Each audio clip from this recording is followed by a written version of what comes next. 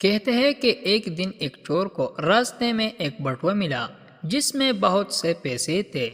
اس بٹوے پر کوئی دعا لکھی ہوئی تھی اور ایک خانے میں بٹوے کے مالک کا نام اور پتہ بھی رکھا ہوا تھا۔ چور نے وہ بٹوا اس کے مالک کے حوالے کر دیا۔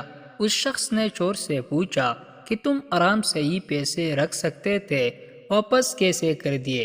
چور نے جواب دیا، آپ نے بٹوے میں جو دعا لکھوائی ہے اس عقیدے پر لکھوائی ہوگی کہ اگر یہ کھو جائے تو اس دعا کی برکت سے آپ کو واپس مل جائے۔ میں چور ضرور ہو لیکن صرف مال و دولت کا کسی کا عقیدہ چوری نہیں کر سکتا۔ اگر میں آپ کا بٹوا واپس نہ کرتا اور آپ کا اعتقاد اس دعا پر کمزور پڑ جاتا تو تب میں آپ کے ایمان کا چور ہوتا، اور یہ مال و دولت کی چوری سے 1000 گنا بڑا گناہ ہے۔